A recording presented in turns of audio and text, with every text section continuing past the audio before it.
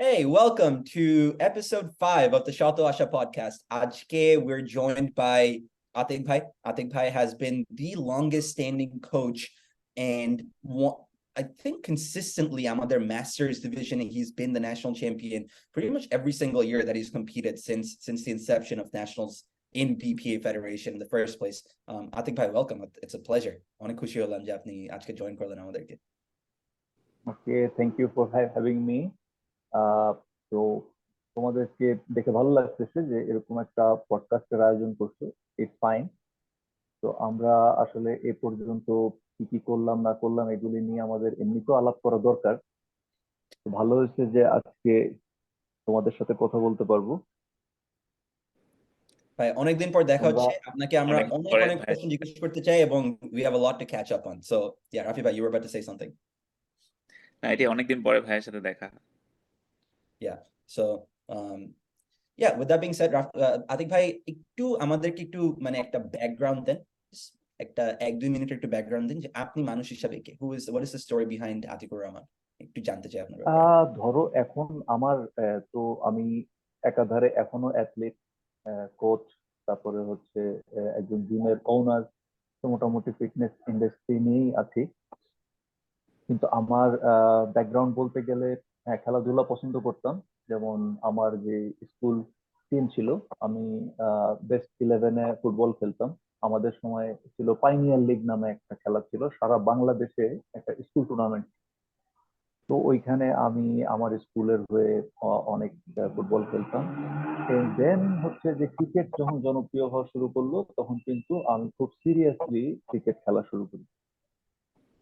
তো তারপরে বেশ কিছু ইনজুরির কারণে ওইটা আর আমি কন্টিনিউ করতে পারি নাই।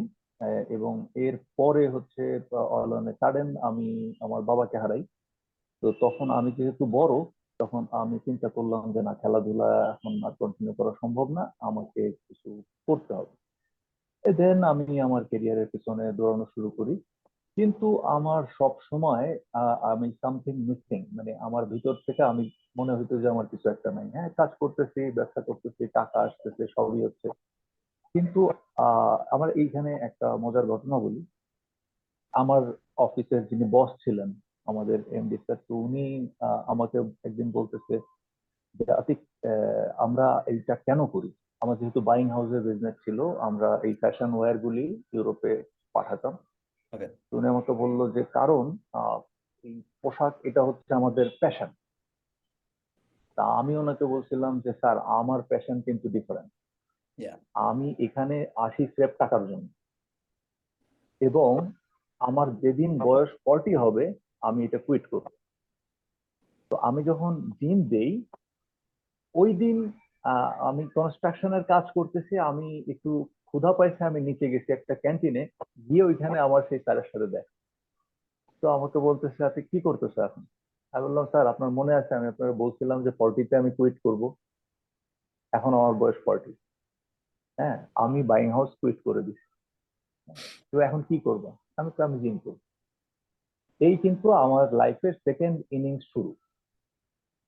এবং বিশ্বাস করবো না যে আমি কি পরিমাণ এনজয় করি এখন আমার লাইফটা। মানে আমি বাইং হাউসে সারা দিন, সারা রাত ফলো আপ করতে হইতো যে এটা কি অবস্থা, এটা কি অবস্থা। মানে আমি আমার 200% এফোর্ট দিতে হইতো। এখন কিন্তু আমার মানে আমি লাইফটা, আমার বাচ্চাদেরকে সময় দিতে পারি, আমার ফ্যামিলিকে সময় দিতে পারি, আমি নিজে অনেক সময় আমার যেগুলি পছন্দ সেগুলি করতে পারি। কারণ কি, টিমের জন্য আমি যে পরিশ্রমটা করি এটা আমার গায়ে লাগে। কারণ কি, এই জিনিসটা আমি পছন্দ করি। তো এই হচ্ছে গিয়ে সংক্ষেপে, বলতে পারলাম না, একটু বেশি বলে ফেলছি। অনেক হ্যাঁ, পছন্দ হইলো।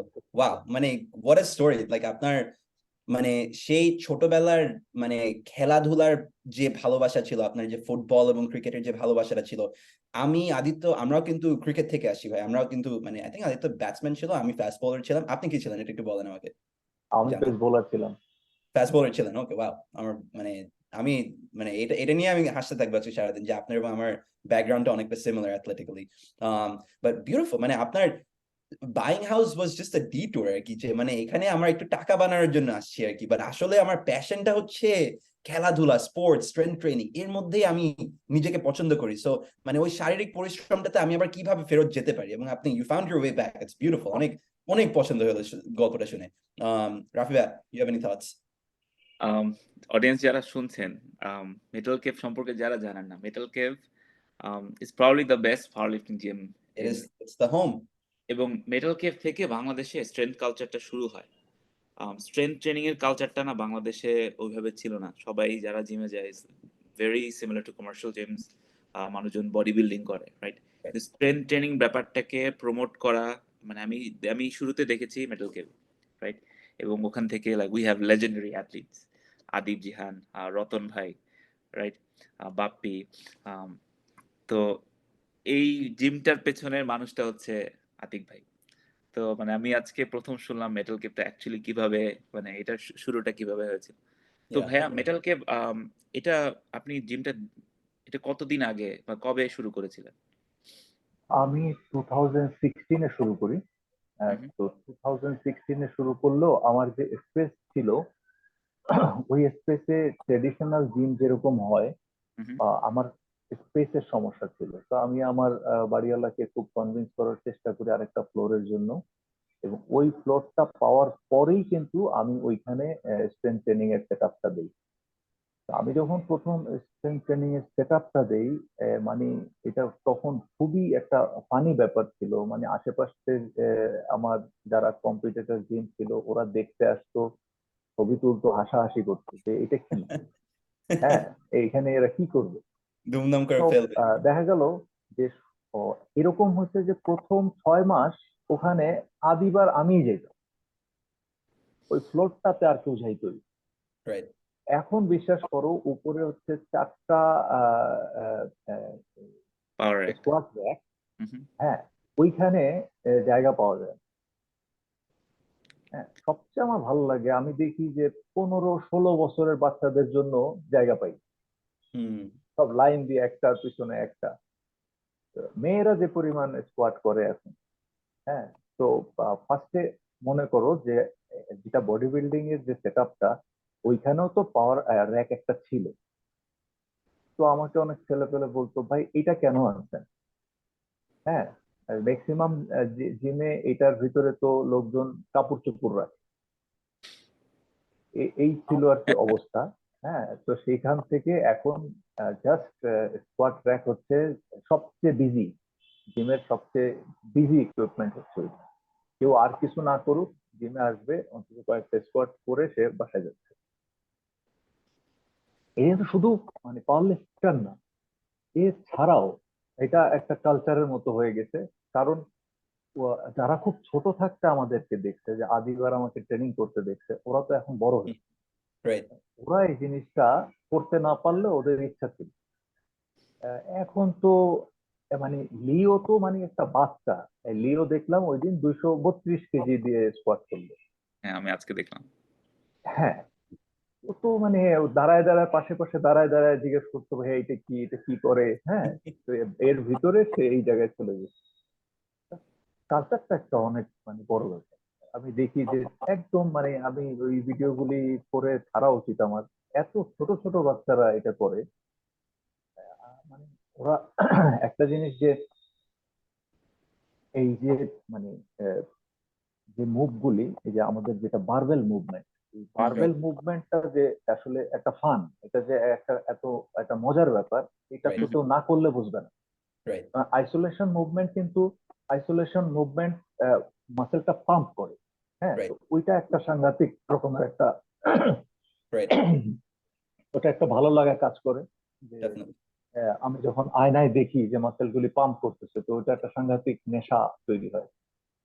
সিমিলারলি বারবেল দিয়ে স্কোয়াট করার পরে নিজের ভিতরে যে একটা মনস্টার ফিলিংটা হয়, হ্যাঁ, এইটা যখন কেউ আস্তে আস্তে বুঝতে শুরু করে, তখন ওর দ্বারা আইসোলেশন মুভমেন্ট একদম দায় সারা ভাবে। দেখা গেল ফার্স্টে সে অবশ্যই কম্পাউন্ড শেষ করবে, এবং জিম থেকে বের হয়ে যাওয়ার আগে কয়েকটা ইয়ে করে তারপরে চলে যাবে।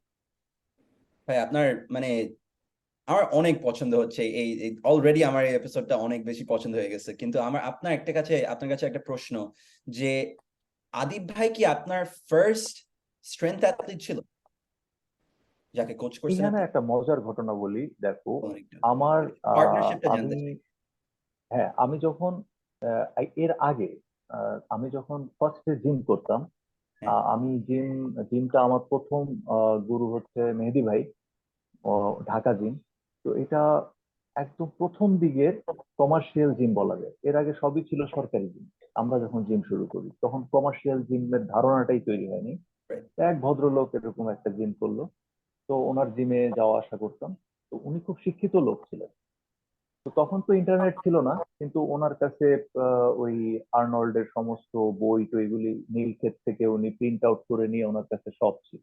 উনি আমাদের তখনই ফার্স্ট টুইস্ট মাসেল কোনটা, হ্যাঁ স্লো টুইস্ট মাসেল কি, এগুলি এগুলি ডিটেলস আমাদেরকে বুঝতে। তো ওইটা ছিল এক ধরনের প্রাথমিক শিক্ষার মতো। কিন্তু তারপরে কিন্তু আমার এই এই এই কমপ্লিটলি ফিটনেসের সাথে মাঝখানে আমার একটা কোনো সম্পর্ক নেই।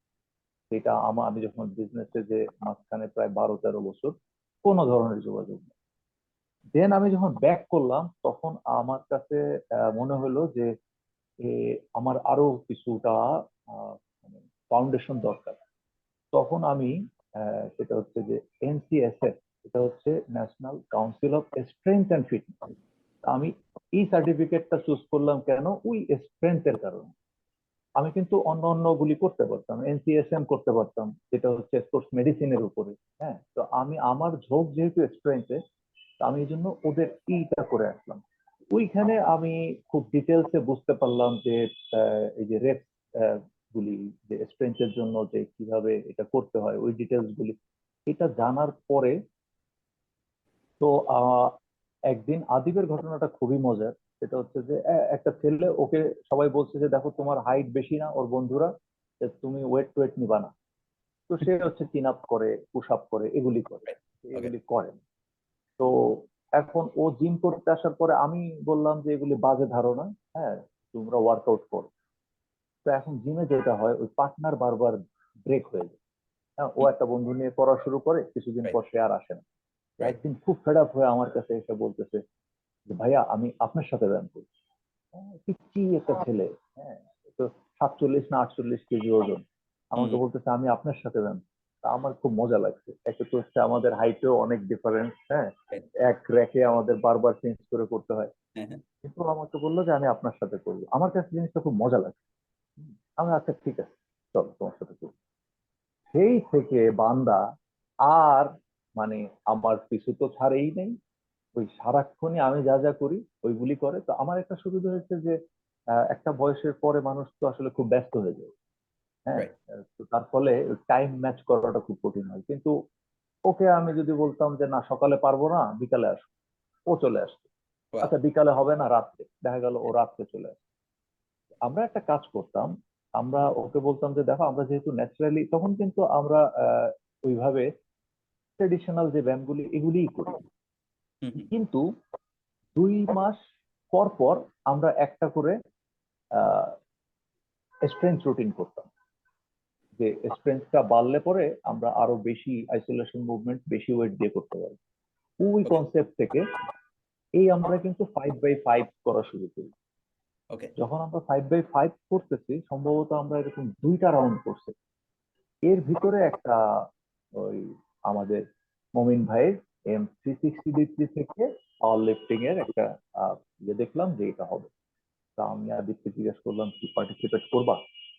ও বলে হ্যাঁ করবো। কারণ আমরা ততক্ষণে স্কোয়াড, তারপরে ডেডলিফট, হ্যাঁ বেঞ্চ, এগুলি মোটামুটি আমাদের করা হয়। স্যার প্রথমবার পার্টিসিপেট করলাম, প্রথমবার পার্টিসিপেট করে তো ও চ্যাম্পিয়ন হয়ে গেল 56। তো এখন তো সে মজা পেয়ে গেছে। হ্যাঁ, এরপরে হচ্ছে গিয়ে যে তখন আমরা সিরিয়াসলি পাওয়ার লিফটিং ট্রেনিং গুলি শুরু করলাম। এটা হচ্ছে 18-র পরে, 19 থেকে শুরু করলাম। 19 থেকে। 19 থেকে একদম সিরিয়াসলি ট্রেনিং শুরু। তখন আর কি, আর এই ট্রেনিং প্রিন্সিপালের ব্যাপারগুলি হচ্ছে গিয়ে কি, আমরা নিজেদের উপরে প্রচুর এক্সপেরিমেন্ট। কারণ হচ্ছে যে স্কাই ইজ দ্য লিমিট, কেউ আমাদের উপরে নাই। কেউ আমাদের ভুলও ধরার নাই, যা খুশি তাই। একবার মনে হইলো চলো 5-3-1 করি, ওকে 5-3-1 করি, চলো তাহলে টেক্সাস করি করি। এরপরে আচ্ছা চলো তাহলে আমরা এক কাজ করি, ইয়েটা করে দেখি, পার্সেন্টেজ বেস করে দেখি রাইট, কোনটাতে কি রেজাল্ট হয়। হ্যাঁ, রাইট, আর পি করে দেখি। রাইট। এরকম প্রত্যেকটা করে করে করে করে লাস্টের দিকে আমরা গিয়ে অবশ্য পার্সেন্টেজ বেসটাতে ফিক্সড হয়ে গেল। ওকে, আমাদের কাছে মনে হলো যে টাফ, যেহেতু এটা টাফ, আর এই টাফনেসের সাথেই আমাদেরকে আমাদের বডিও অ্যাডাপ্ট করবে। ওইভাবেই রেডি হবে। হ্যাঁ, রাইট। তো এরপর থেকে আমরা কন্টিনিউয়াসলি পার্সেন্টেজের উপরে। ভাই আমার আমার অনেক কোশ্চেন আপনার কাছে। আম, আপনার বাংলাদেশে মানে আপনি বললাম তো যে স্ট্রেংথ কালচারটা শুরু হয়েছে মেডেল গেম থেকে। তো বেশিরভাগ জিমে কি হয়, যখনই মানুষজন ডেডলিফট করে জিমের ওনাররা এসে বলে ভাই বাড়িওয়ালা বাড়িওয়ালা না মানতেছে না, ডেডলিফট করা যাবে না এখানে। তো ভাই আপনি ম্যানেজ করতেন কিভাবে, মানে এই যে মেডেল গেমে এত মানে ভালো ভালো অ্যাথলিট মানে ওয়েট ইচ্ছা মতো ফেলতেছে, আওয়াজ হচ্ছে। এটা মজার ঘটনা হচ্ছে যে আমার আসলে 3টা ফ্লোর ছিল। একটা হচ্ছে 3 তলায় ছিল লেডিস ফ্লোর, 4 তলায় আমরা, আর 5 তলা হচ্ছে গিয়ে আমরা। তো প্রথম দিকে ডেডলিফটটা আমরা করতাম 4 তলায়। তো এটার ওই আহ, শব্দটা, এটা বেশিরভাগটা হচ্ছে গিয়ে ওই লেডিস ফ্লোরের উপরে যেত, কারণ ওরা যেহেতু জানতো আমরাই করতেছি। রাইট। হ্যাঁ, নিচে নিচে অন্য কেউ থাকলে যে সমস্যাটা হতো সেটা আমাদের হয়নি। এবং এটা নিয়ে আমাকে প্রচুর স্টাডি করতে হয়েছে যে কিভাবে আমি ভাইব্রেশনটা কন্ট্রোল করব। হুম। দেখা গেল যে এরপরে আমি যেটা ম্যাট্রেস, হ্যাঁ, ইউটিউবে এটা নিয়ে প্রচুর ঘাটাঘাটি করলাম। তোমরা দেখবা যে আমি সিএনজি টায়ার, ছোট ছোট টায়ার, ফার্স্টে আমি টায়ার দিলাম, টায়ারের উপরে ম্যাট্রেস দিলাম, ম্যাট্রেসের উপরে প্ল্যাটফর্ম দিলাম, এরপরে দেখলাম যে ভাইব্রেশনটা আর নাই। Wow. এবং বাংলাদেশে কিন্তু আমি প্রথম deadlift platform, proper deadlift platform 8x8 হুম। ফিটের, এটা প্রথম আমি দেখছি নেটাল গেমে, লাইক এখানে অ্যাকচুয়াল প্ল্যাটফর্ম, এবং এটা আতিক ভাই নিজে বানাইছে, রাইট? হ্যাঁ, আমি এটা বানায় নিয়েছি, আমি মিস্ত্রি ডেকে নিজে ওই রাবার গুলি কিনে নিয়ে আসছি, কিনে এনে ওকে দিয়ে আহ, আর কিছু ভিডিও দেখে নিলাম, ওকেও দেখাইলাম, দুজনে মিলে বসে বসে। ওই ছেলেটা এখনো আমার কাজ করে, দরকার হলেই আসে, করে দিয়ে যায়। তো আমাদের জিমে যখন মেটাল ওয়ার হয়, তখন হচ্ছে মাসেল ম্যানিয়ার দেবু ভাই, এরকম অনেকেই আসছিলেন, দেবু ভাই আসে। তো দেবু ভাই আবার যেহেতু ক্রিকেটারদের নিয়ে কাজ করে, তো উনি হচ্ছে যে স্ট্রেংথ ফাংশনাল ট্রেনিং এর ব্যাপারগুলি করেন। আচ্ছা আচ্ছা। উনি আমার জিমের ফ্লোরের এই প্ল্যাটফর্ম প্ল্যাটফর্ম দেখে বলে যে আপনি এগুলি শিখছেন কোথায়। আমার মনে আছে এখনো, কারণ তখন হচ্ছে যে ওনার জিমেও কিন্তু তখন প্ল্যাটফর্ম নাই। হ্যাঁ, এটা ভালো, প্ল্যাটফর্মটা আমি আমি ফার্স্ট ডেডলি প্ল্যাটফর্মটা প্রথমে আমরাই শুরু করি। এখন কিন্তু মানে নতুন জিম হচ্ছে প্ল্যাটফর্ম ছাড়া, এরকম একটা জিমও আর নেই। হুম। আসলে হ্যাঁ, মানে অনেক এক্সাইটিং যে আমরা মানে কোথা থেকে আসছে। আমার মনে আছে যে সেই ফার্স্ট যে মিটটা হইলো যেখানে আদিব ভাই জিতলো, রাফি ভাই কি কম্পিট করছিল the very first one. Thank ya, you. Like মানে পিপল, মানুষে নি র‍্যাপস পরে স্কোয়াট করতেছে, ওইখান থেকে উই হ্যাভ আ প্ল্যাটফর্ম, ওইখান থেকে আজকে every gym has a platform, নতুন নতুন জিম যেগুলো শুরু হচ্ছে। অনেক এক্সাইটিং ভাই, মানে আপনি, আমি জানি না আপনি কতটুকু বুঝেন এটা আর কতটুকু রিয়েলাইজ করেন, বাট আপনি আসলেই কিন্তু একটা মানে true pioneer in this space. And মানে আমাদের আজ পর্যন্ত যতখানি প্রগ্রেস হয়েছে as a community, you are the number one hall of famer, like আপনার কারণে এত কিছু হইতে পারতেছে। So thank you, like from the bottom of our hearts, like thank you for paving this way. Like আমাদের অনেক অনেক মানে কৃতজ্ঞতা আপনার প্রতি। আমি ঠিক বলছি না বাংলা শব্দ? কৃতজ্ঞতা, yes. হ্যাঁ, হ্যাঁ, হ্যাঁ, ঠিক বলছো। আর একটা জিনিস দেখো, সেটা হচ্ছে যে আহ, আমার নিজের সাথে নিজের একটা চ্যালেঞ্জ ছিল। সেটা হচ্ছে যে আমি তো 40+, কিন্তু তখন আমাদের না মাস্টার্স ক্যাটাগরি হয়নি। হুম। যার ফলে আমি যখন আদিবের সাথে ট্রেনিং শুরু করলাম, রাইট। তখন আমার নিজের প্রোগ্রেস নিজের কাছে মনে হলো এখানে কিন্তু একটা ব্যাপার আছে। সেটা হচ্ছে যে আমি যদি অনেক ছোট বয়সে ট্রেনিং শুরু করতাম, তাহলে হুম। কি হইতো, প্রথম বছরে একটা সাংঘাতিক রকমের নাম্বার গুলি লাগতে শুরু করে। Right. এরপরে তো নাম্বার বাড়াটা কঠিন, কিন্তু Right. প্রথম দিকে তো প্রচুর নাম্বার বাড়ে। যদিও আমি 40 পরে শুরু করি, কিন্তু নাম্বার কিন্তু আমার অ্যাড হচ্ছে। কিন্তু নাম্বার অ্যাড হচ্ছে, তখন আমার মনে হচ্ছে তাহলে আমি খেলি। মমিন ভাই আমাকে বলতেছে যে আতিক ভাই, মাস্টার্সে তো মানে রেজিস্ট্রেশন হচ্ছে না, হ্যাঁ আপনার খেলা হবে না। হুম, তখন যেহেতু ট্রেনিং এ আছি, হ্যাঁ, তখন আমার মনে হলো আচ্ছা ঠিক আছে, মাস্টার্স নাই, ওকে আমি রেগুলার ক্যাটাগরিতে খেলি। right. হ্যাঁ, তো ওই রেগুলার ক্যাটাগরিতে খেলে ফেললাম। তো আমার মনে হয় যে আমি একটা লাকি লোক। এইটা বাংলাদেশে আর ঘটবে কিনা আমি জানি না, যে 40+ কেউ ওপেন ক্যাটাগরিতে খেলে চ্যাম্পিয়ন হয়েছে। হ্যাঁ, এটা লাকিলি আমার হয়ে গেছে। এটা লাকিলি মানে you are an amazing athlete ভাইয়া। আমি যখন আপনাকে 2018-তে প্রথম বিপিসিতে দেখি, তখন মানে আদিব আপনি দুইজনেই মানে প্রচন্ড, আপনাদের মাসেল মানে প্রচন্ড মাসেল ম্যাস এবং ম্যাচিওরড মাসেল, রাইট? মানে densely packed, you have no weakness. তো এরকম ফাউন্ডেশন থেকে যারাই পাওয়ার লিফটিং এ সুইচ করে, স্পেসিফিক্যালি স্ট্রেংথ ট্রেনিং এ সুইচ করে, তাদের প্রোগ্রেসটা অনেক ফাস্টার হয়। এটা ঠিক। আর আর এটা এটা মিসিং এখনকার বাচ্চাদের ভিতরে। ওরা এই ফাউন্ডেশনটা করতে একদম রাজি না। একদম প্রথম দিন এসেই মানে ওটাতে ওটাতে প্রোগ্রেস আমার ধারণা একটু স্লোই। Definitely. For everyone listening, মানে I cannot stress this enough. Like I think আমাদের এই তিনজনের মধ্যে I probably have the least amount of coaching experience. Rafi Bhai probably has the second least, and then Atik Bhai obviously is the OG coach in Bangladeshi space. Like take it from the three of us, যে মানে তোমরা যদি শুধুমাত্র barbell work করতে থাকো and expect যে ওই প্রগ্রেসটা জীবনে থামবে না, that's not true. ওটা খুব তাড়াতাড়ি থেমে যায়। লাইক হয়তো প্রথমে সবার একটা নিউব গেইনস হয়, লাইক নিউবি গেইনস হয়। সবার হয়তো প্রথম 3 মাসে 6 মাসে ধুমধাম করে লাইক 60 কেজি থেকে 100-150 কেজি স্কোয়াট করতে পারলো, ফাইন, গ্রেট। বাট এক পর্যায়ে যে ইনজুরির রিস্কটা বেড়ে যাবে, এক পর্যায়ে যে মাসল ম্যাসের যে কমতিটা তোমাদের বডিতে, that will become a limiting factor. So please take it from the three of us, Jay. If you are going to come into this space and you want to be one of the best, right? You want to be one of the best, even in the Bangladeshi space. I'm an international কথা বলতেছি না। In the Bangladeshi space, if you want to rise to the top, you need to take your accessories seriously. Like everything from being able to do your pull-ups, being able to do your dumbbell pressing, arms train kora, bicep, tricep train kora, leg extension kora, hamstring curl kora, Romanian deadlift kora. These are so important to a new athlete because you are building that base. Eta chhara kono dino amra kintu oi sustained progress ta tika রাখতে পারবো না, right?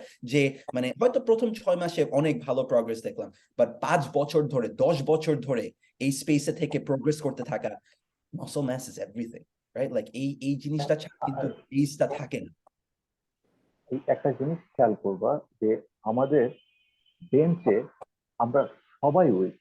সবাই, হ্যাঁ, বেঞ্চের উইকনেসের কারণ কিন্তু এই যে ম্যাচিউর মাসেল না থাকা রাইট, আপার বডিতে। কারণ লোয়ার বডিতে বিগ মাসেল আছে, যে কারণে আমরা এগুলি হ্যান্ডেল করে ফেলি। রাইট, কিন্তু যখনই বেঞ্চের জায়গাটা আসে, এখানে খুব সলিড ব্যাক, সলিড ট্রাইসেপ ছাড়া মানে এটা খুব বেশি দূর যাওয়া সম্ভব না।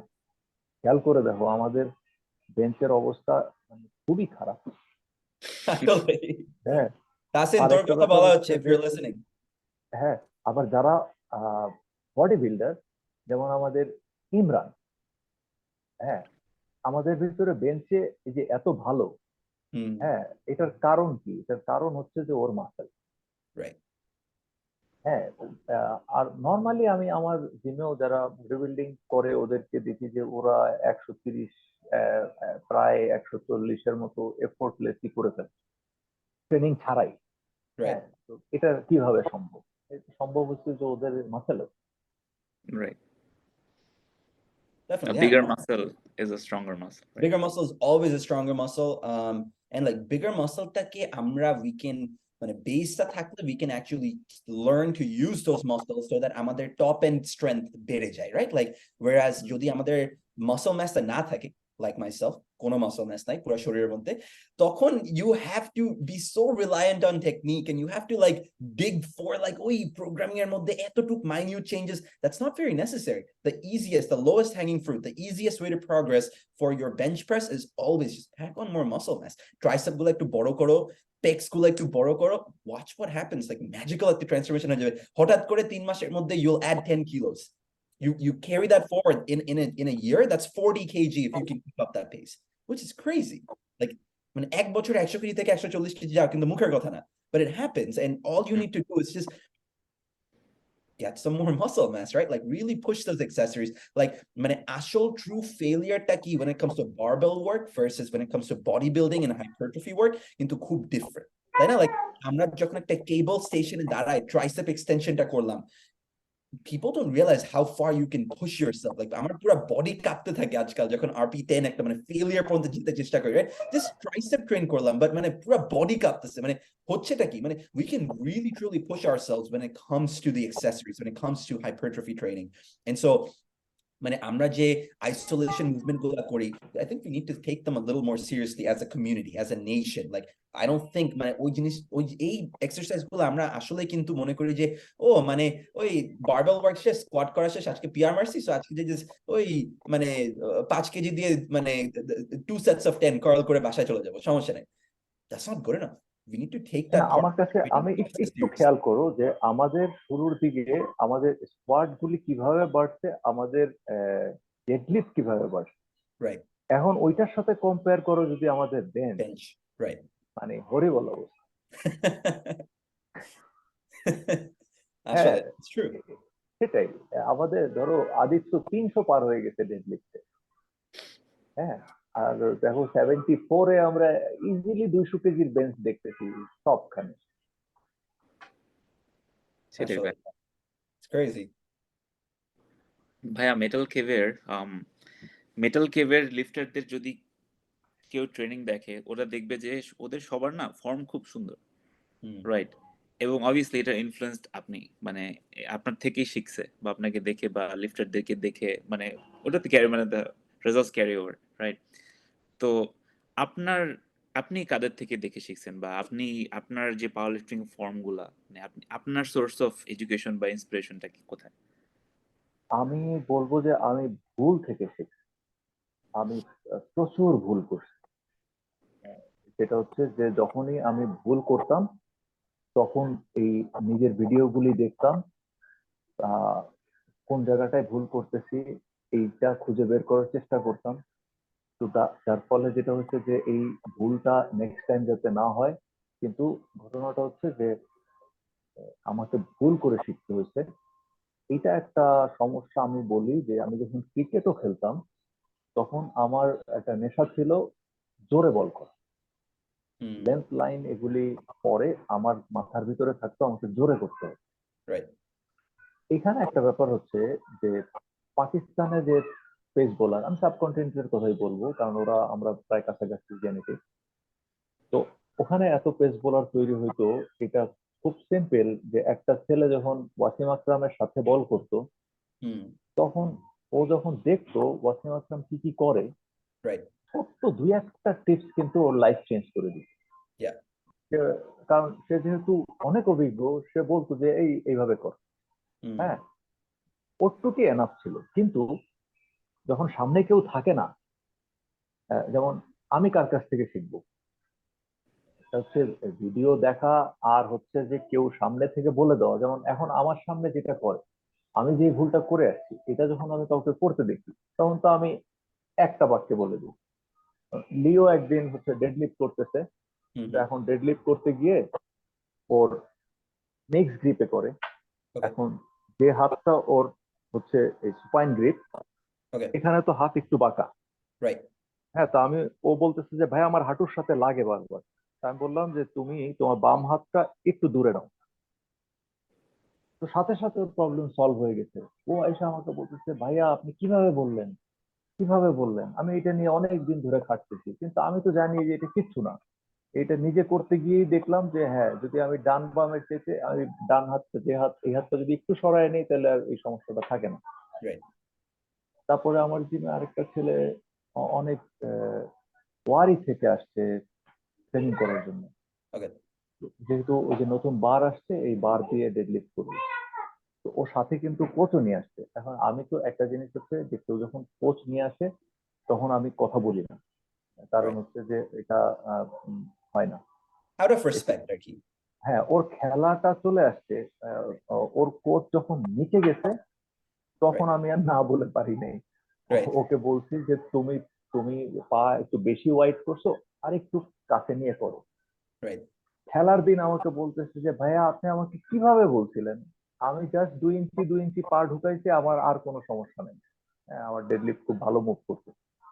এখন এই ব্যাপারগুলি হচ্ছে যে আসলে আমাকে শিখতে হয়েছে আসলে ভুল করে, কারণ আমি ওইভাবে কাউকে সামনে পাই নাই যে যার কাছ থেকে জানবো। ইন্টারনেটও ছিল না যখন শিখা শুরু করতেন, এত রিসোর্সেস অ্যাভেলেবল ছিল না। না না না না, একদমই না। যার ফলে প্রচুর ভুল করে শিখতে হয়েছে, এবং ভুল করে শিখলে একটা জিনিস হয়তো ভালো হয় যে শেখাটা আর ভোলা যায় না। মানে অনেক মূল্য দিয়ে শিখতে হয় তো। রাইট। যেমন ইনজুরি গুলি, ডেডলিফট বাজে ফর্মে মারতে গিয়ে যে ইনজুরি গুলি খাওয়ার পরে এরপর তো আর আমার কিছু বলা লাগবে না যে রাইট। এটা কেন হয়েছে। ইয়া মানে মাসল মেমোরি হয়ে যায় আর কি, যে আমি ডেডলিফট করে ভুল করছি, মানে there is no হ্যাঁ, better way to build that memory আর কি, that understanding যে না মানে ওই ভুলটা যেন জীবনে আমার মানে ওই ওই অভিজ্ঞতাটা যেন আবার না আসতে হয়, আমার যেন আবার 3 মাস ব্রেক না নিতে হয়। I've learned যে আমার এভাবে ব্রেস করা উচিত, অথবা এভাবে আমার ওয়েজ করা উচিত, এই জিনিসগুলো শিখছেন আর কি, and it really sticks with you. আর একটা জিনিস বলি, সেটা হচ্ছে যে আহ, আমার আমি সাধারণত ট্রেনিদেরকে একটা কাজ করি, সেটা হচ্ছে যে আমি ওদেরকে বোঝানোর চেষ্টা করি, কারণ অনেকে খুব বেশি স্টাডি করা শুরু করে। মানে খুব বেশি। হ্যাঁ, সে এত বেশি ভিডিও দেখা শুরু করে, এত বেশি, তখন যেটা হয় সেটা হচ্ছে যে সে ব্রেইন দিয়ে ওয়েটটা তোলার চেষ্টা করে। এটাতে তার প্রচুর ক্ষতি হয়। তা আমি সবসময় বলি যে তুমি যদি এক টেকনিক মানে সব ঠিক করে ফেলো, তাহলে আর কিন্তু প্রোগ্রেসের জায়গা থাকে না। Right. বেটার তোমার বডিকে শিখতে দাও। Right. কারণ আমরা যখন সাঁতার শিখি আমরা কিন্তু ব্রেন দিয়ে শিখি না। আমরা যখন সাইকেল চালানো শিখি এটা আমরা Right. ব্রেন দিয়ে শিখি না। Right. আমরা থিওরিটা নেই, বাট তারপরে কিন্তু বডিকে শিখতে হবে। তো এই মুভগুলিকে তোমাকে তোমার বডিকে শিখতে হবে। Definitely. সো এত বেশি স্টাডি করার দরকার নাই, তুমি জাস্ট জিনিসটা করতে থাকো। হ্যাঁ, যেটা চোখে পড়ার মতো ভুল, হ্যাঁ সেটা করলে ইনজুরি হবে, সেটা তো করা যাবে না, সেটা তো সবাই বলবে যে না এটা এইভাবে করলে কিন্তু Right. বিপদ, এটা তুমি কমপ্লিটলি ভুল করছো। বাট আদারওয়াইজ মাইনর যে ফিক্সিং গুলি, এগুলি বডিকে রিলাই করা উচিত। Exactly. বডিকে ট্রেনিং এ থাকতে থাকতে বডি নিজে শিখে ফেলবে। আমি আমি না এই জিনিসটা নিজে মনে হয় শিখছি ভাই গত 1 বছরের মধ্যে, যে মানে there is nothing in strength training যেটা হার্ড ওয়ার্ক দিয়ে কিন্তু ফিক্স করা যায় না, তাই না? Like if you are simply willing to work hard, আমাদের human body is so capable of adaptation, right? হইতে পারে it can adapt in a good way, it can also maladapt. Maladaptation is also a thing. But our human body is capable of learning through intuition. আমরা যখন প্রথম বাচ্চাকালে হাঁটা এবং দৌড়ানো শিখছি, আমরা কিন্তু বই পড়ে এবং ইউটিউবে ভিডিও দেখে শিখি নাই। আমরা জাস্ট দেখছি যে বাবা মা করতেছে, অন্যান্য আমাদের বড় ভাই বড় বোন এরা করতেছে, কাজিনরা করতেছে, দৌড়ানো শুরু করে দিছি, তাই না? সাইকেল চালানো শুরু করে দিছি, আমরা ডিগবাজি দেওয়া শিখছি নিজে নিজে।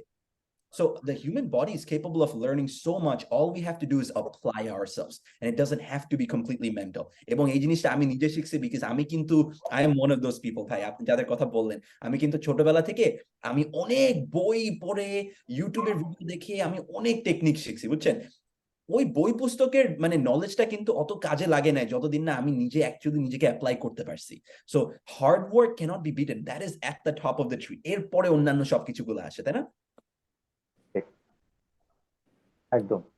আমি একটু একটু ডিফারেন্ট একটা ডিরেকশনে যেতে চাই। আপনি একটু কথা বলছেন এটা নিয়ে, কিন্তু আমি জানতে চাই যে শুরুতে আপনি আমাদেরকে গল্পটা বললেন যে আমার গুরু ছিল ইনি ঢাকা জিম থেকে আমাদেরকে শিখাইতো, প্রাইমারি এডুকেশন ছিল ওইটা।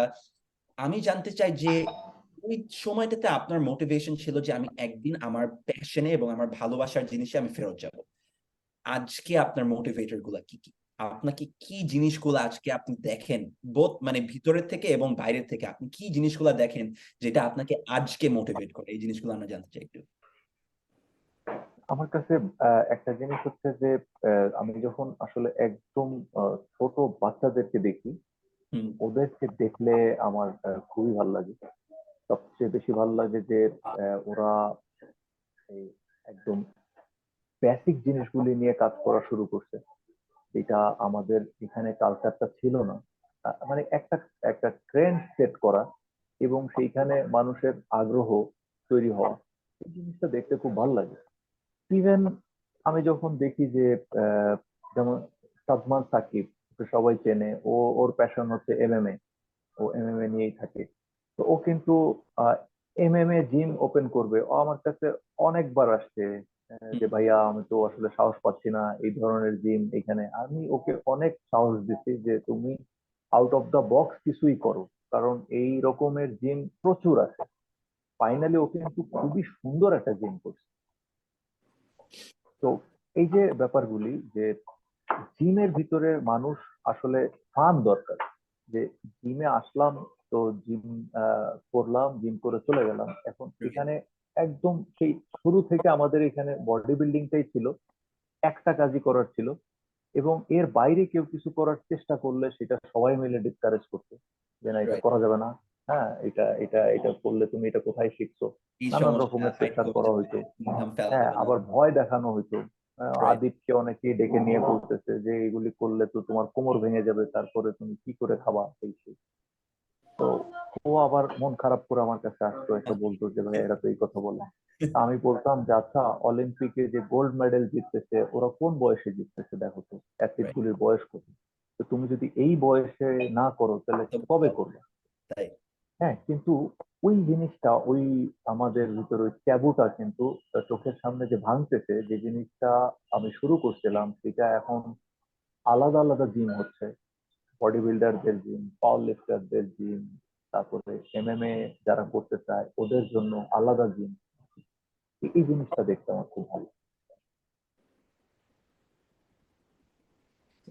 ভাইয়া আপনার আমরা তো পাওয়ার লিফটিং, বাংলাদেশ পাওয়ার লিফটিং 2018 থেকে আমাদের যাত্রাটা শুরু। তো এতদিনে আমরা অনেক ইমপ্রুভমেন্ট করলাম। আমাদের এখন ক্যালিব্রেটেড প্লেটস অ্যাড হয়েছে, প্রপার পাওয়ার বার ইউজ করি আমরা, পাওয়ার র্যাক আছে আমাদের, রাইট? তো আপনার কি মনে হয় যে মানে আমাদের পাওয়ার লিফটিং কিরকম প্রোগ্রেস হচ্ছে, বা আরো কি কি সামনে ইমপ্রুভমেন্ট হতে পারে? আচ্ছা, এখানে একটা ব্যাপার কি, পাওয়ার লিফটিং বা যে কোনো খেলায় না, একটা খেলার জন্য একটা মানে আইকন ক্রিয়েট করা লাগে। হুম। আইকনিক প্লেয়ার একটা খেলাকে খুব কম সময়ের ভিতরে না অনেক দূরে নিয়ে যেতে পারে। যেমন পাওয়ার লিফটিংও কিন্তু খুব পপুলার ছিল না। মানে রাইট। এই লাস্ট ধরতে গেলে আমরা যদি লাস্ট 10 বছর ধরি, তাহলে হুম। মনে হয় একটা বুম এখানে হচ্ছে এই রাইট। এই সেক্টরে। হ্যাঁ, সেখানে কিন্তু মানে কয়েকজন প্লেয়ারের বিশাল ভূমিকা আছে। ডেফিনেটলি। যেমন মানে ক্রিকেট জনপ্রিয় করার পিছনে ইমরান খান, ফুটবলে ম্যারাডোনা, এরকমের কিছু ব্যাপার থাকে। তো সেইটা আবার, এটা তো বললাম যে ইন্টারন্যাশনাল, কিন্তু লোকাল আইকন খুব মানে ব্যাপার কিন্তু, যে এখন আমাদের দেশে যেমন সাকিব ক্রিকেটে, মাশরাফি ক্রিকেটে। রাইট। এখন আমাদের এই প্লেয়ারদেরকে এরা যদি আসলে ভালো করে, হুম। হ্যাঁ, সবাই চেনে, ওইটা কি করবে, অন্যদেরকে ইন্সপায়ার করবে যে এই রাইট। খেলা আসার জন্য। তো আমি একটা জিনিস বলবো যে প্লেয়ারদের দায়িত্বটা এখানে না অনেক বেশি। আমাদের আমাদের এই সমস্ত একটা দেশে যেখানে কোনো স্পন্সর নাই, রাইট। হ্যাঁ, সম্পূর্ণ যা করতে হয় ব্যক্তি উদ্যোগে করতে হয়। তো এইরকম একটা জায়গায় এই খেলাগুলি, যে আমরা তো একটা জিনিস তো যে হ্যাঁ ছড়াচ্ছে, কারণ এবার ন্যাশনালে সাব জুনিয়রেই প্লেয়ার চলে আসছে প্রায় 40 জন, এবং সেখানে কিন্তু খুবই মানে খুবই প্রমিসিং কিছু প্লেয়ার আমার চোখে পড়ছে। তো এরা এখন সবচেয়ে বড় ব্যাপার হচ্ছে যে কন্টিনিউ করার ব্যাপার।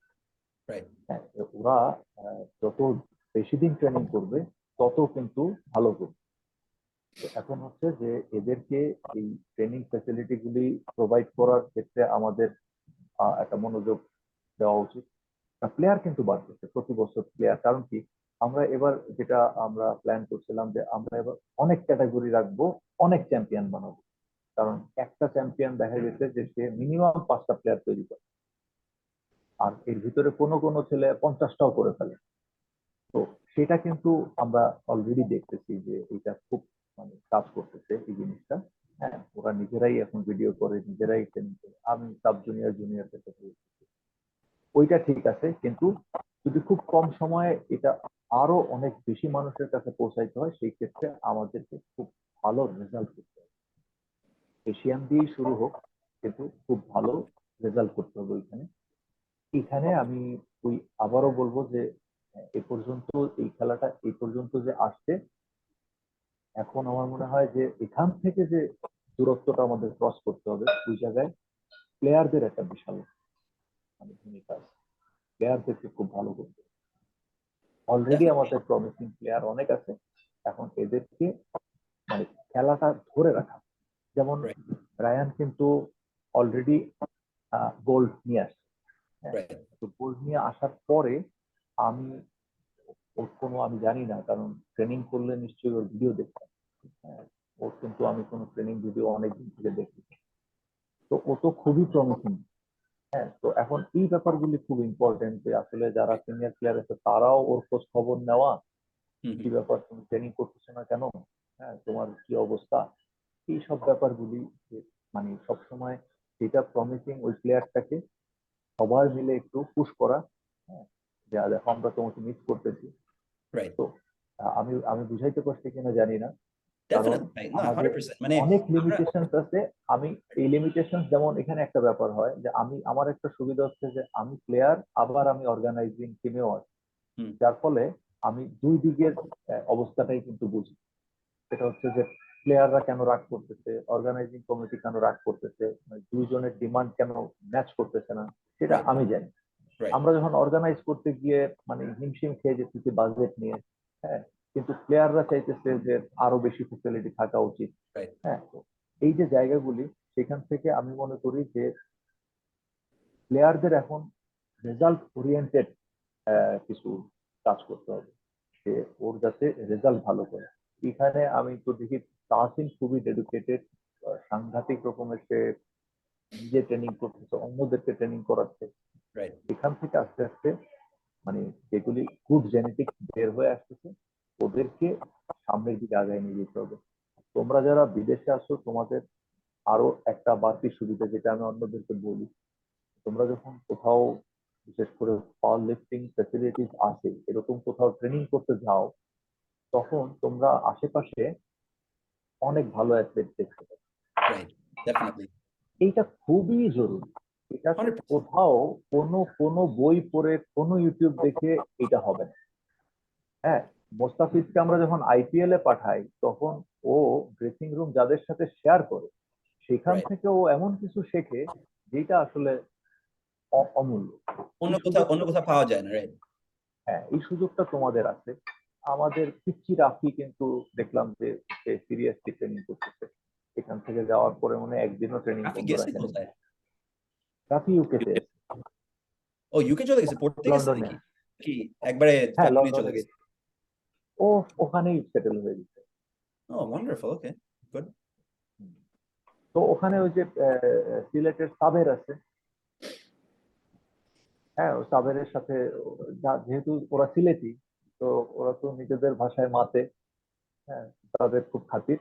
তো ওইখানে ও ইশতিয়াকও ট্রেনিং আছে ভাই, করছে। ইশতিয়াকের নাম শুনছেন? ইশতিয়াক নাবি, যে 59 কেজি একটা অ্যাথলিট, ইশতিয়াক, 600 কেজির বেশি টোটাল আমি করে, মনে এই হয়, ওয়ার্ল্ডসে যাচ্ছে, হ্যাঁ থার্ড আমি হবে ওয়ার্ল্ডসে আমি যাচ্ছে। আমি আমি আমি দেখলাম। হ্যাঁ, এদের একটা এখন বিশাল ভূমিকা রাখতে হবে, কারণ কি বাংলাদেশ কেন আসলে গ্লোবালাইজেশনের এই সময়টাতে যেটা হয়েছে যে প্রচুর মানুষই কিন্তু দেশের বাইরে থাকে। যেমন আমাদের রাইট। ফুটবল টিমে খেয়াল করো, এই যে শেখ জামাল, তারপরে হচ্ছে যে আরো দেখলাম প্রায় 3 থেকে 4টা প্লেয়ার যারা হচ্ছে যে জন্ম হয়েছে এই যে শেখ জামাল বেলজিয়ান, এখন বাংলাদেশের হয়ে খেলতেছে।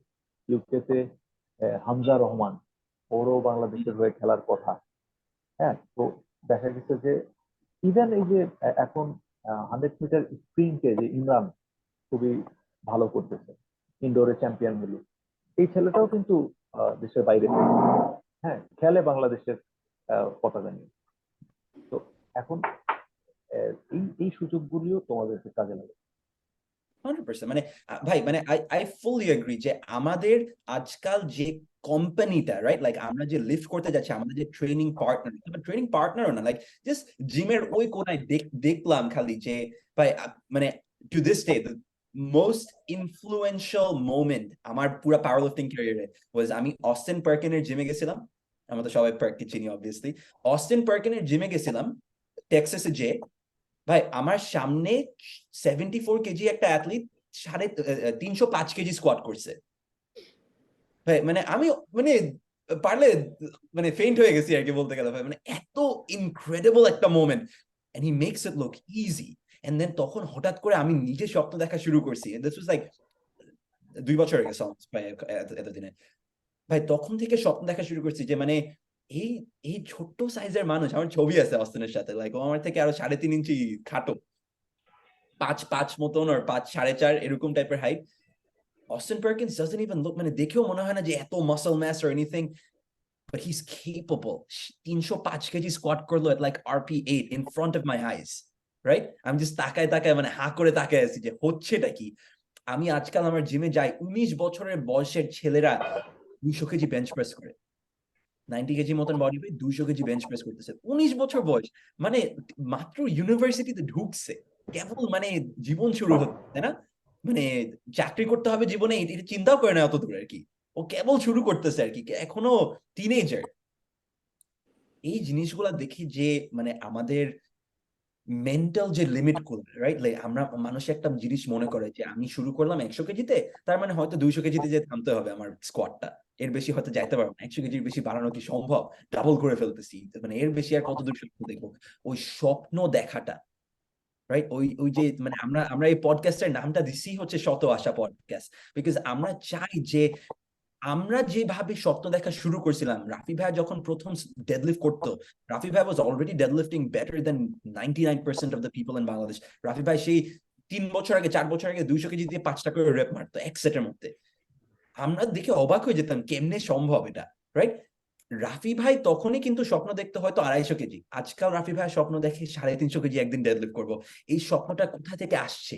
বিকজ আমরা কোম্পানিটা পাই এবং আমরা তখন সাহস পাই, আমরা টের পাই এবং আমরা সাহস পাই। এরপরে আমরা চিন্তা করি যে ঠিক আছে, ও করতে পারলে ওয়াই নট মি, তাই না? এবং এই জিনিসটা কিন্তু আদিব ভাই থেকে আমরা সবচেয়ে বেশি দেখছি, বিকজ আদিব ভাইয়া ছোটবেলা থেকে মানে যখন সে 150 কেজি স্কোয়াট করতো, আপনি স্কোয়াট করতেন 190 কেজি, তখন থেকে কিন্তু বলতো আচ্ছা ঠিক আছে, আমি হয়তো 150 কেজিতে সিঙ্গেল মারলাম, আপনি 190 কেজি দিয়ে সিঙ্গেল মারলেন, এরপর আমরা 130 কেজি দিয়ে ভলিউম করব, আপনি করতেছেন আমি কেন করবো না, আপনিও 130টা রাখেন আমিও মারি। এই জিনিসটা কিন্তু, এই মাইন্ডসেটটা কিন্তু আমরা দেখে আসি মেটাল কেক থেকে।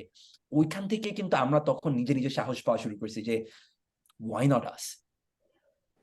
এন্ড এই কোম্পানিটা ইজ এভরিথিং। এখান থেকে কিন্তু আমরা সাহস পাই, এখান থেকে আমাদের অ্যাম্বিশনটা হ্যাঁ, আসে। না ওইটাই, যখনই আশেপাশে খুব ভালো অ্যাথলেট থাকে ওদের সাথে থাকলে অনেক উন্নতি হয়। এটা নর্মালি দুইটা কারণে হয়, একটা তো হচ্ছে যে এক ধরনের জেদ কাজ করে যে ও পারলে আমিও পারবো। আর একটা ব্যাপার হচ্ছে যে টেকনিক্যালি যে জিনিসটা আমি নিজে হয়তো 2 মাস পরে শিখতাম, রাইট। এটা হয়তো ও জাস্ট একটা কমেন্টসে আমার সমস্যাটা চলে গেছে। ইভেন একটা জিনিস হচ্ছে যে আমি একদিন আমার একটা ভিডিও দিলাম হুম হুম। যে আমার পারপাসটা এই টপ এন্ডে গিয়ে এটা একটু পিছনের দিকে যাচ্ছে। ওকে। আমি যখন বসতেছি, হ্যাঁ, তখন একটু সামনে যাচ্ছে, আর যখন দাঁড়াচ্ছি তখন পিছিয়ে যাচ্ছে। তো ভিডিওটা দিয়ে বললাম যে এটা দেখো, আমার অনেকদিন থেকে আমি এটা নিয়ে কাজ করতেছি, কোনো কাজ হচ্ছে না। তখন আমাকে এই আদিত্য ফার্স্ট কমেন্টস করলো যে ভাইয়া আপনি সম্ভবত হিলে চলে আসেন। হুম। দেন এই মিশেল ওইখানে গিয়ে বলল আরো ডিটেলস, ওইটা কি টেকনিক্যালি যে আপনি দেখেন এই দিকে করতেছেন। রাইট। ইভেন বিশ্বাস করো, জাস্ট একটা কমেন্ট আমি কিন্তু আমার আর সময় লাগেনি, আমি সাথে সাথে বুঝতে পারছি আমি কি করছি। রাইট। হ্যাঁ, তার পরের আমি ভিডিও বা জাস্ট পরেরটাতেই দেখি যে এটা এটা খুব দরকার। এটা হচ্ছে যে যখন কেউ ট্রেনিং এ থাকে, নিজেরটা না, এই একটা সমস্যা, নিজেরটা তো নিজে বোঝা যায় না। তুমি কি করতেছো সেটা, তুমি যত ভালো অ্যাথলিট হও, তোমার ভুলটা তোমার চোখে তো পড়তেছে না, কারণ তুমি তো আর দেখতেছো। হ্যাঁ, ওটা দেখলে। ভাই একটা একটা কথা আমি খুব ইম্পর্টেন্টলি বলতে চাই before we get off off this topic is it takes two sides ভাই। মানে আপনি কিন্তু যে ওপেন মাইন্ডেডলি এত জুনিয়র অ্যাথলিটদের থেকে আপনি শিখতে রাজি থাকেন, এইটা কিন্তু অনেকের একটা প্রাইড থাকে নিজের মধ্যে যে না আমি কেন এদের থেকে শিখবো, এরা তো মাত্র 2 বছর ধরে করতেছে, এরা মাত্র 3 বছর ধরে করতেছে।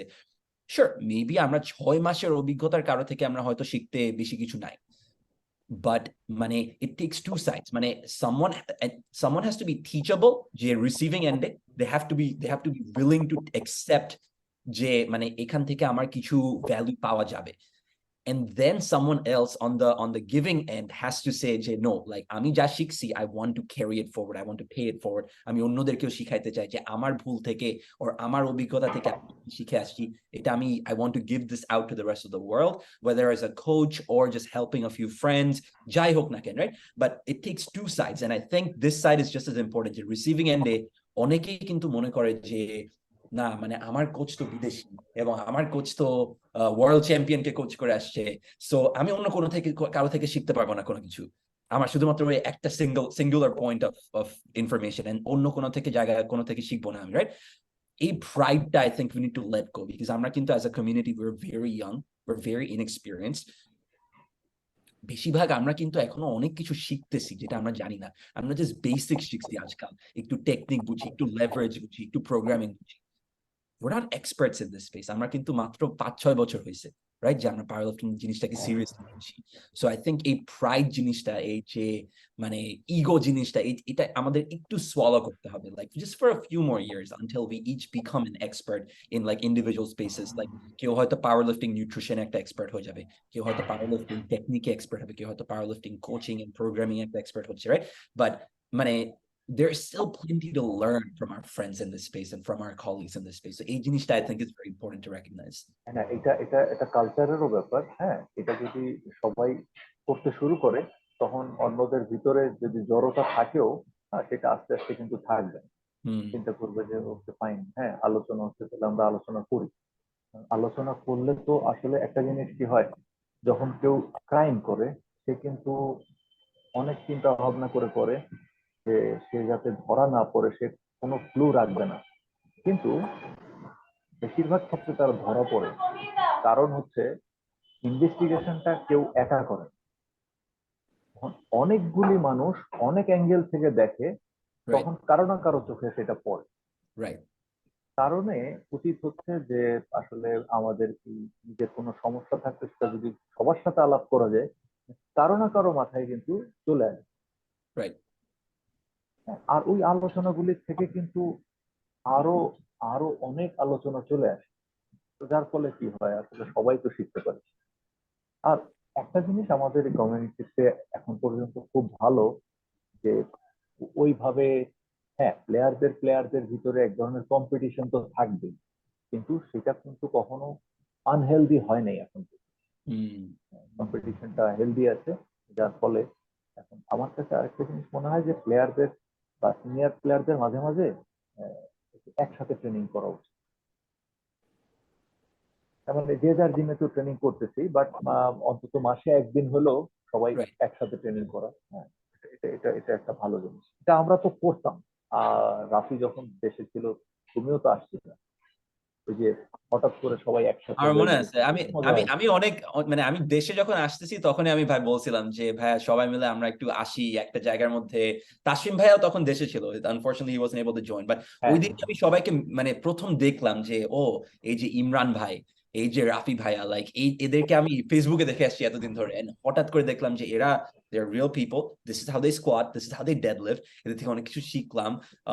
আমার মনে আছে সেদিনকেও আদিব ভাই আসছিল, আদিব ভাই বলতেছিল যে না না মানে আজকে বন্ধুদের সাথে আসি, আজকে ম্যাক্স আউট করি। আমি বলতেছি যে না ভাই আমার তো প্রোগ্রামে থাকতে হবে, টু স্টে অন প্রোগ্রাম। আমার মনে আছে এখন পর্যন্ত যে মানে it was such a beautiful experience মানে ওইখান থেকে তখন আমার I felt that sense of community, I felt a sense of purpose. এই জিনিসগুলো কিন্তু অনেক important, right? Like people don't recognize যে powerlifting থেকে we're not just getting ওই যে একটু dopamine rush after training. That's not it. Like দুইটা ভিডিও পাইলাম, একটু ইনস্টাগ্রামে একটু আপলোড করে দুইটা লাইক পাইলাম. That's not it. We get a sense of community, we get a sense of purpose. There is a lot more that strength training has given us that we don't speak about, right? And মানে ভাই আপনি যে কথাটা বললেন যে আপনি প্যাশনের কারণে পাওয়ার lifting এর কাছে ফেরত আসছেন, মানে প্যাশনের কারণে স্ট্রেংথ ট্রেনিং এ আসছেন, প্যাশনের কারণে আস্তে আস্তে ওটা পাওয়ার লিফটিং কম্পিটিশন অপরচুনিটি পেয়ে আপনি আস্তে আস্তে এটা ডেভেলপ করছেন আজকে পর্যন্ত। অনেকে কিন্তু পাওয়ার লিফটিং এ ঢুকে বিকজ ওরা দেখে যে ও 100 কেজি লিফট করছে, 100 কেজি তো খুব ইমপ্রেসিভ লাগে বলতে, আমিও বলতে চাই যে আমি 100 কেজি লিফট করতে পারি। আস্তে আস্তে কিন্তু পাওয়ার লিফটিং থেকে ওরা প্যাশনটা পায়। আপনি যেমন প্যাশন থেকে পাওয়ার লিফটিং পাইছেন, অনেকে কিন্তু উল্টা আসে, তাই না? Which is exciting, but it happens and we don't talk about that enough. যে মানে সাদ কিন্তু যখন প্রথম লিফট করা শুরু করছে, he was nobody, he was so weak. ও ভাই দেখে লিফট করা শুরু করছে। Today we মানে there is no doubt Saad will be the future. Aditya থেকে we're simply going to pass that torch on to Saad. Like that's how it's going to be. Like there is no doubt that he is the future. He is going to be the face of Bangladeshi powerlifting. But কোত্থেকে আসছে? It wasn't because he was like, oh, আমি powerlifting অনেক ভালোবাসি, এটা আমার passion. ও powerlifting দেখছে আস্তে আস্তে passionate হয়েছে, and then মানে একটা অ্যাথলিট হিসাবে there is obviously a competitive nature আমাদের মধ্যে, তাই না? যে মানে ও পারলে কেন পারবো না আমি, মানে আমি আস্তে আস্তে ভালো করতে, তার মানে আমি আরো স্বপ্ন দেখবো, আরো স্বপ্ন, অ্যাম্বিশনটা বাড়ে আস্তে আস্তে। আর সাদ নিয়ে একটা মজার কাহিনী বলি। সাদ যখন আমি দেখলাম যে ও এশিয়ানে যাচ্ছে, রাইট, আমি ফার্স্ট গিয়ে কোশ্চেন করলাম এটা কে,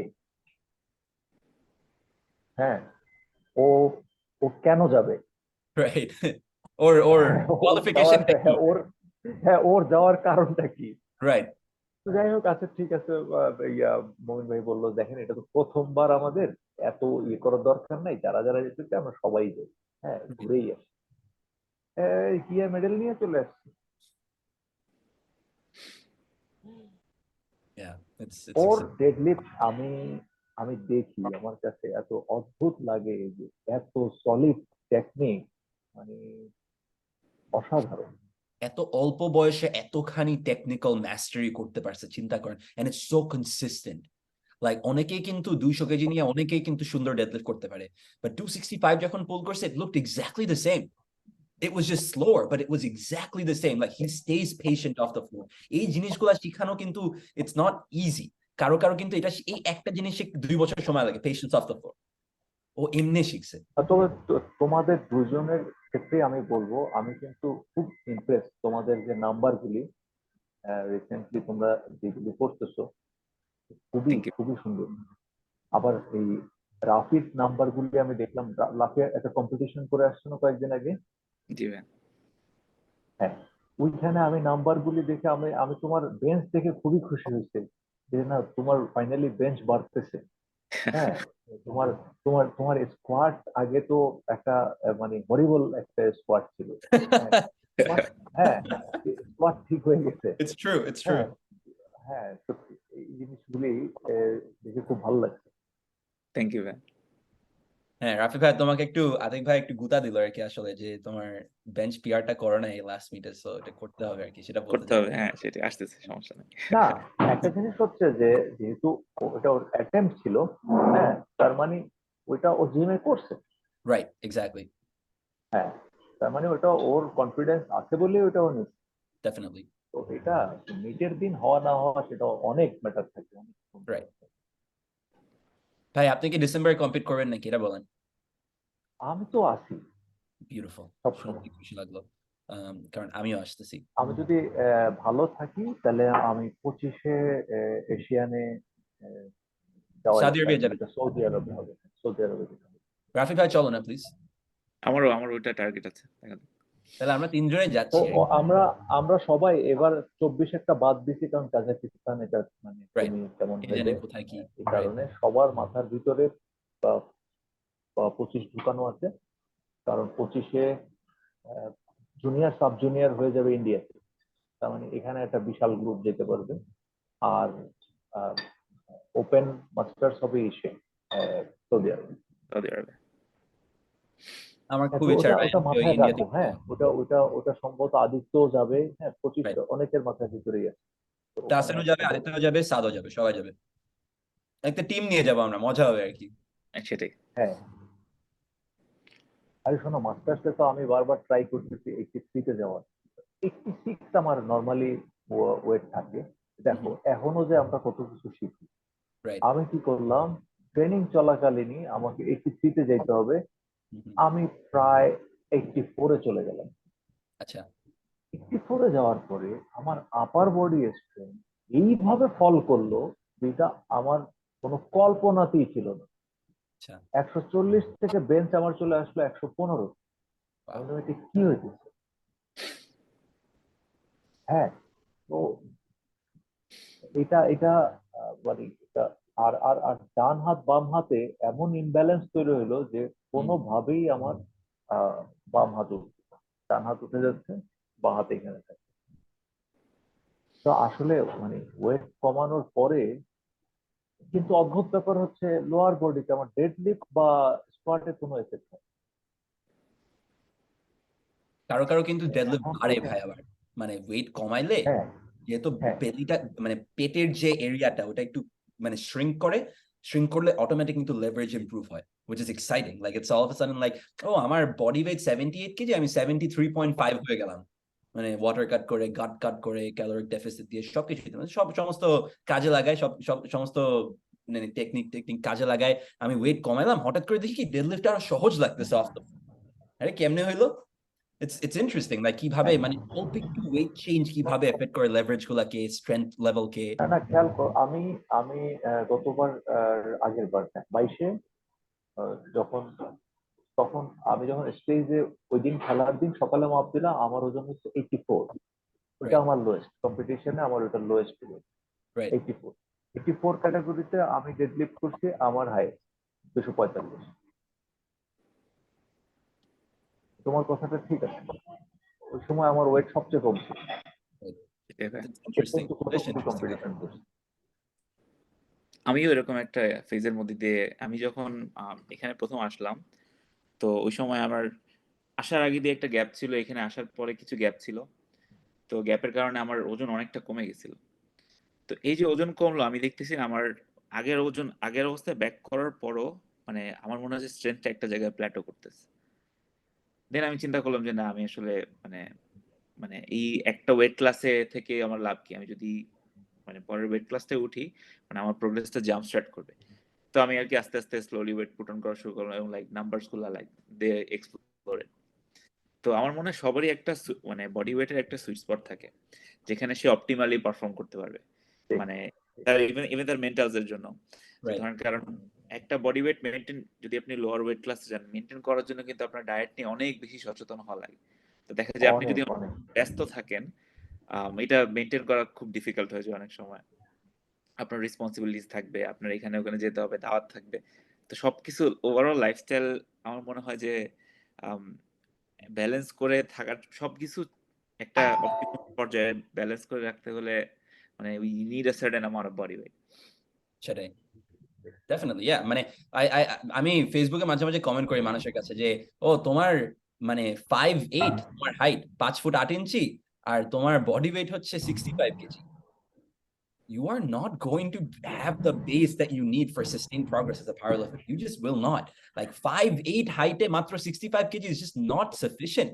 তোমার ফ্রেমটা ঠিক না, তোমার আর একটু muscle mass প্রয়োজন, otherwise like you are just a sack of bones and skin. Like you need some meat on you in order to like be able to utilize that meat as you like get better and bigger as a powerlifter. Afrid পাগলার অবস্থা দেখছো, স্কোয়াটে কি করতেছে? ভাই এই monster. ছেলেটাই কিন্তু ও আমাকে মনে হয়, হাতে ধরায় শিখাইছে পাওয়ার লিফটিং, এবং ইয়া ইটস আরে ও তো ইনসেইন। মনে হয় যে ও তো 300 করে ফেলবে।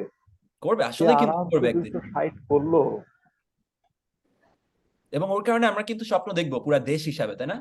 Like no one squats হ্যাঁ, like that. একজন মাত্র ছিল who has attempted 260 in the past and he was this close. So just equipment এর কারণে করতে পারে নাই. And that's my athlete Shohid.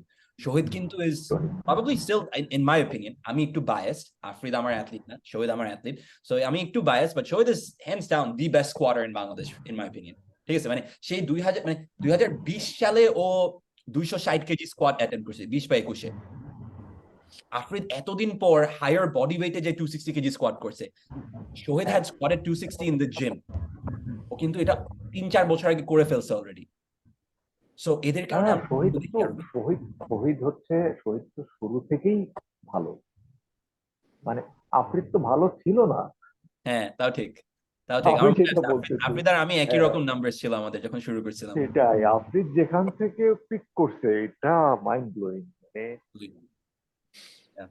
Yeah, and he's an influencer in this space as well, তাই না? BDMF, ক্রীড়া, এই ব্র্যান্ড গুলা যে ও উঠায় আনতেছে, ও যে ইকুইপমেন্টটা প্রোভাইড করতেছে, স্পেস, অপরচুনিটি, রিসোর্সেস, এই জিনিসগুলা যে দিচ্ছে, huge. Like this is what we need. আপনি যেটা বললেন ভাই, যে অ্যাথলিটদের কিন্তু প্রচুর রেসপন্সিবিলিটি আছে in order to grow power lifting from where it is. যেখান থেকে আসছি আজ পর্যন্ত, এখান থেকে আরো আগাইতে আমাদের কিন্তু অ্যাথলিটদের কিছু ইনভলভমেন্ট প্রয়োজন। যে if you are a good athlete, get in front of the camera, right? Start talking about what you do, right? Influence koro, or encourage koro, or হাতে ধরে ধরে দেখাও, কিছু না কিছু একটা করো, coach করো, anything at all, right? It helps pay it forward. Whatever you have learned for the past 5 years, carry it forward for the next 5 years. This sense of giving back to the space, like it I think is very important, right? But মানে it's been আমাদের 1 ঘন্টার বেশি সময় হয়ে গেছে already ভাই। We've loved talking to you. আমরা একটা জিনিস অবশ্যই বলবো যে এই গল্পটা আমাদের কোনোদিনও শেষ হবে না। তো অবশ্যই we want you to come back multiple times. আপনার সাথে অনেক গল্প বাকি। Today was all about learning যে আপনি মানুষটাকে, আপনার thought process কেমন, বাট আমরা আপনার সাথে আরো অনেক গল্প করতে চাই in the future, where we'll ask you about programming. মানে একটা স্পেসিফিক প্রোগ্রামিং প্রশ্ন নিয়ে হয়তো জিজ্ঞেস করবো যে ভাই আমার স্কোয়াড ডেপথ হিট করতে কষ্ট হচ্ছে, আমার কি পজ স্কোয়াড করা উচিত, অথবা আমার স্কোয়াডের বার প্যাডটা খুবই শিটি, আমার কি টেম্পো স্কোয়াড করা উচিত, আপনার অ্যাপ্রোচটা কি ইন দ্য পাস্ট, আপনার অ্যাথলিটদের যখন এই সমস্যাগুলো হয়েছে, এই জিনিসগুলো নিয়ে কথা বলতে চাই। আপনি আপনার অ্যাথলিটদেরকে কিভাবে মোটিভেট করেন, লাইক মানসিক যে পাওয়ারটা, রাইট, লাইক মেন্টালিটিটা, অ্যাম্বিশনটা, কনফিডেন্স, এই জিনিসগুলো কিভাবে ইনস্টল করেন, এগুলো সবকিছু আপনার থেকে আর আমাদের অনেক শিখা বাকি। So we really appreciate your story telling. এখানে আপনি অনেক সুন্দর করে আমাদেরকে শিখাইলেন যে the power of companionship, the power, the importance of giving back to your community. এই জিনিসগুলো কিন্তু আমরা মানে these are big takeaways for us. Like আমরা কিন্তু এগুলো নিয়ে ভাববো, চিন্তা করবো, এবং আমাদের অডিয়েন্সও কিন্তু এগুলো নিয়ে চিন্তা করবে। সো অনেক কথা বলি আমি, বাট একটা জিনিস বলবো, we really appreciate you ভাই, and আপনার just মানে everything you've done for us, all of your contributions, they don't go unnoticed. Thank you for everything that you do. তোমাদেরকে অনেক ধন্যবাদ। তাহলে তোমাদের সাথে আবার দেখা হবে। অবশ্যই। হ্যাঁ ভাইয়া, আচ্ছা ঠিক আছে, তাহলে সে পর্যন্ত ভালো থেকো, ট্রেনিং চালায় যাও, আর আমাদেরকে মাঝে মাঝে ভিডিও দিয়ে উৎসাহ দিবা। এই ভাই তাহসিন আপনারও ট্রেনিং ভিডিও দেখতে যে চাই। স্কোয়াডটা দিল খুবই ভালো লাগছে, খুব স্ট্রং ছিল, তাই না? ভাই কার স্কোয়াড কথা বলেন? তাহসিন 220 এর যে একটা Asin ভিডিও 220 দিল, squat করলো, হ্যাঁ, but it's about time, মানে স্কোয়াডটা he has squatted স্ট্রং ছিল 220 কিন্তু। 2 years ago. ও কিন্তু 3 বছর আগে, 2.5 বছর আগে স্কোয়াট করছে 220 in the gym. I don't know, এটা মানুষে না, মানে এটা খুব ভালো ছিল। হ্যাঁ, exactly, this was এই লাস্টের easy, টা it was good depth, everything, খুব like I was ভালো ছিল। happy. হ্যাঁ, He's making progress. Oh, his coach is the strongest pound for pound athlete in the world as well. Rondell Hunt is his coach. আর সেটা, আর তোমরা একটু video বেশি দিও। নিশ্চয়ই ভাই, অবশ্যই। এটা আমার ভিডিও কমতে নাই ভাই, কোচকে প্রতিদিন ভিডিও হ্যাঁ। বানাই। ভাই ভালো ভাই থাকবেন, আপনারও অনেক ট্রেনিং ভালো দেখতে লাগলো। চাই। হ্যাঁ, অনেক ভালো লাগলো ভাইয়ের সাথে কথা বলে। হ্যাঁ, আপনারও ভিডিও দেখতে চাই আমারও ভাই, খুব ভালো শুধু লাগছে আমাদের ভিডিও দিলে তোমাদের কিন্তু সাথে। হবে না।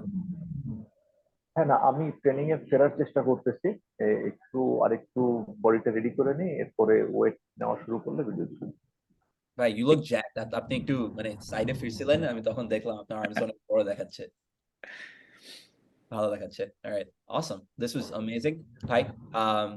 we'll stay in touch, please keep in touch, কথা হবে আবার। With that being said, I'm going to go ahead and stop recording. Okay.